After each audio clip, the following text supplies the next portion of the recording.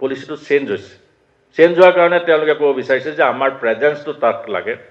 আজি টাৱাঙলৈকে prime minister যাব নোৱাৰে, প্ৰেচিডেণ্ট যাব নোৱাৰে, চীনে অপ'জ কৰে। গতিকে ইণ্ডিয়াৰ প্ৰেজেন্সটো ৰাখিবৰ কাৰণে ইণ্ডিয়া গভৰ্ণমেণ্টে বিভিন্ন পলিচি তেওঁলোকে এডপ্ট কৰিছে। কিন্তু সেই পলিচিবিলাকে যাতে আমাৰ ক্ষতি নকৰে অসমৰ। এতিয়া অসমৰ যদি সোৱণশিৰি প্ৰজেক্টটো যদি তেওঁলোকে লোৱাৰ পাৰ্টটোত যদি মাল্টিপাৰ্পাছ প্ৰজেক্টখিনি সম্পূৰ্ণ কৰিলেহেঁতেন, ইৰিগেশ্যনৰ সুবিধা, তাৰপিছত ফিচাৰীৰ সুবিধা, খেতি কৰাৰ সুবিধা, এমেকমেণ্ট বনাই যদি বানপানীৰ সমস্যা সমাধান কৰিলেহেঁতেন, কেইখনমান গাঁও যদি তেওঁলোকে এডপ্ট কৰিলেহেঁতেন আদৰ্শ গাঁও হিচাপে, বা তেওঁলোকে পইচা পাতি খৰচ কৰিলেহেঁতেন, কমিউনিকেশ্যনটো যদি নেটৱৰ্ক ভাল কৰি দিলেহেঁতেন, তেতিয়াহ'লে আৰু ওপৰত ভূমিকম্প হ'লে যাতে নখহাৰ যদি ব্যৱস্থা কৰিলেহেঁতেন, তেতিয়াহ'লে আমি প্ৰটেক্টেড হ'লোহেঁতেন।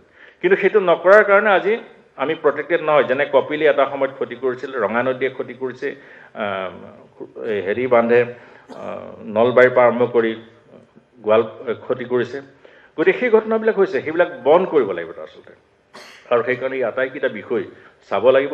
আৰু অসম চুক্তিত অসমৰ অৰ্থনৈতিক, সামাজিক আৰু ৰাজনৈতিক উদ্দেশ্যৰ ৰাজনৈতিক ৰক্ষণাবেক্ষণৰ যি প্ৰভিজন আছে, সেই প্ৰভিজন কাৰ্যকৰী হ'লে অসমৰ অসমীয়া জাতি বাচিব, নহ'লে সন্দেহৰ এটা কুৱেশ্যন মাৰ্ক থাকি যাব। ধন্যবাদ।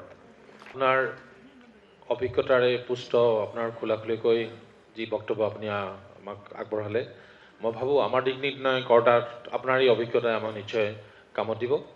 আমাৰ হাতত সময় কম, আমি আৰু কেইবাজনকো বক্তা আমি ক'ব লাগিছে। বিশেষকৈ চুক্তি স্বাক্ষৰকাৰী বিৰাজ কুমাৰ শৰ্মাদেৱ আছে, ইয়াতে তেখেতকো আমি ক'ব পাৰিব লাগিছিলে, কিন্তু আমাৰ হাতত সময় কম হোৱাৰ কাৰণে আমি পৰৱৰ্তী কাৰ্যসূচীলৈ যাব বিচাৰিছোঁ।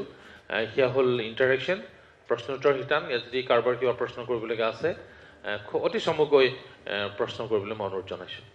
নমস্কাৰ শ্ৰদ্ধেয় সুধীবৃন্দ, আজি আপোনালোক ইমানখিনি বিজ্ঞ ব্যক্তিৰ সন্মুখত আমি তেনেই নগণ্য, আৰু বিশেষ অভিজ্ঞতাও নাই এই সম্পৰ্কে, কিন্তু তথাপিতো মনত হৈ থকা কিছু খুধনি মাৰিবৰ কাৰণে আপোনালোকৰ ওচৰ চাপিছোঁ। মোৰ এটা ক্লজৰ ওপৰত কিছু প্ৰশ্ন আছে, কিছু জানিবলগীয়া আছে। সেইটো হৈছে আপোনাৰ 6 নম্বৰ ওপৰত বহুখিনি কথা উপৰোক্ত বক্তাসকলে কৈছে।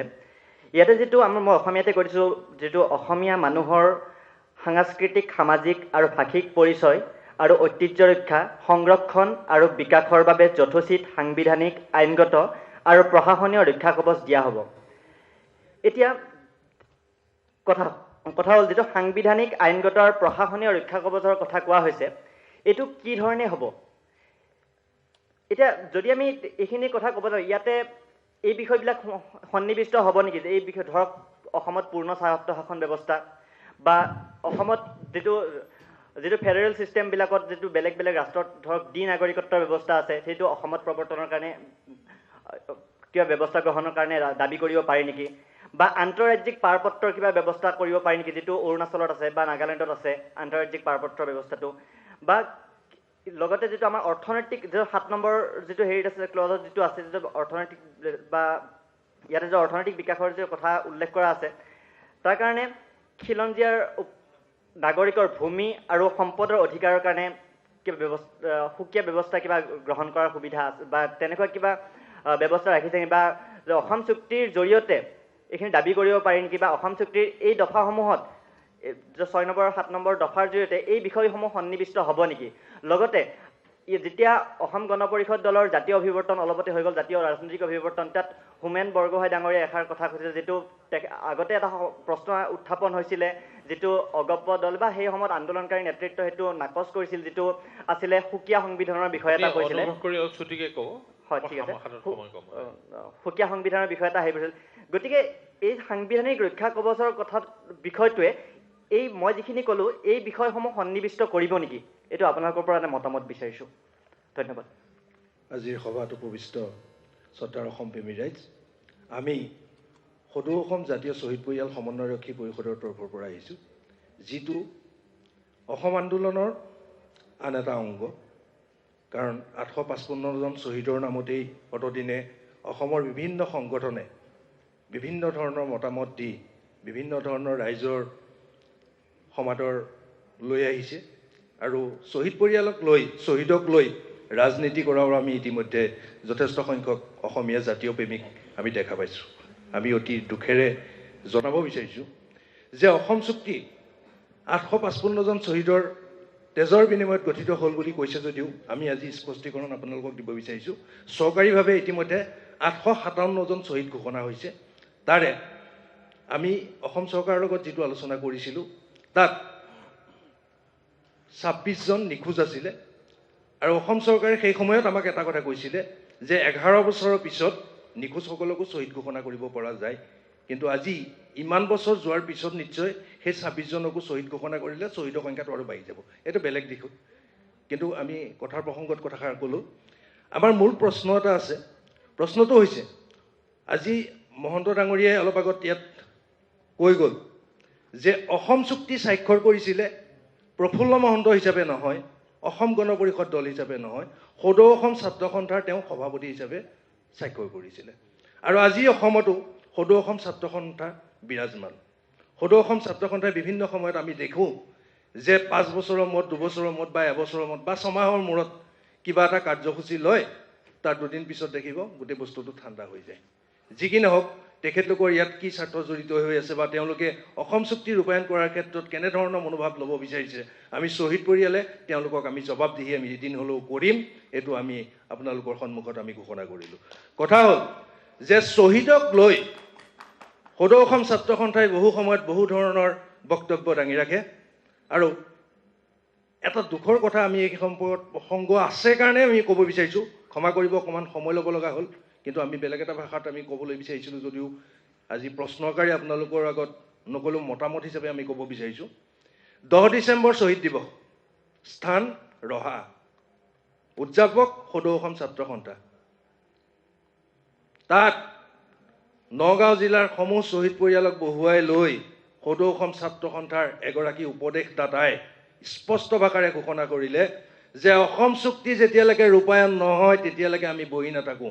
শ্বহীদৰ তেজৰ বিনিময়ত অসম চুক্তি হৈছে, গতিকে শ্বহীদৰ এই অৱদান আমি দিমেই, প্ৰথম কথা। 2 নম্বৰৰ কথা, অসম গণ পৰিষদ চৰকাৰে দুটা নামত অসম চৰকাৰ গঠন কৰিলে, কিন্তু তেওঁলোকে শ্বহীদ পৰিয়ালক কোনো ধৰণৰ সংস্থাপন নিদিলে।